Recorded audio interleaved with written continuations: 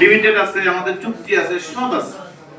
কিন্তু আগে বলতে হয়, আগের সরকারের সময় কিছু সমস্যা হওয়ার কারণে দীর্ঘদিনের, যেমন ধরেন আমার অনেকের জাহাজ 2 মাস 3 মাস তারা গুদাম মনে রাখছে। মারা রাখার পরে সেই ড্যামার যে টাকাটা একটা মালিক তো স্টাফদের বেতন দিতে হয়, 3 লক্ষ টাকা 3.5 লক্ষ টাকা বেতন দিতে হয়, তাই না?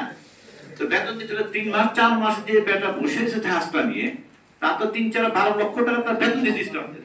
তারপরে স্টাফদের আবার এর মধ্যে তার এই যে বিভিন্ন খরচাপাতি আছে, সেগুলো ধরলে আপনি মিনিমাম আরো 3-4 লাখ টাকা ধরতে হবে। তো সেই কি করছে, যে ভাড়া নিল আমার জাহাজটা, সেইটা এগুলো দিচ্ছে না, এইটাকে বলে ড্যামারেজ, যেটা আমরা প্রতি 211 কোটি টাকা পাওনা সেটেল, গভর্নমেন্ট সেটেল করতেছে। কবে সেটেল করতেছে? 23 সালে।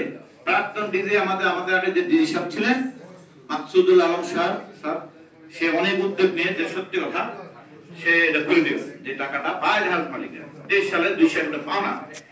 এখনো আরো এই কয়েকদিনে মিনিমাম আরো 200 কোটি টাকা বাকি পাইছে। তারপরে সামনে আসতেছে আপনি ঈদ আসলে কি হয়, আমাদের মাননীয় অ্যাডভাইজার মহোদয়, নাম বলতে সমস্যা নাই, এবং আমাদের চাপ দেয় যে ভাই আপনার জাহাজ খালি করুন। আরে জাহাজের মালিক স্বামী, আমি তো পণ্যের মালিক আমি না, সে আমার জাহাজ মালিক তো হ্যাঁ করছে, আমার স্টাফদের ধরবে কেন? পণ্য যে খালি করার যে পণ্য, তাকে ধরো ভাই। তাহলে এটা বিশাল সিন্ডিকেট। এটা আমরা বাধ্য হয়েছি আজকে বলার জন্য, তাদেরকে বলার জন্য আপনাদের মাধ্যমে। পরে হবে কি আমাদের দোষ দিবেন আপনারা, না? এইভাবে চলতে পারে না।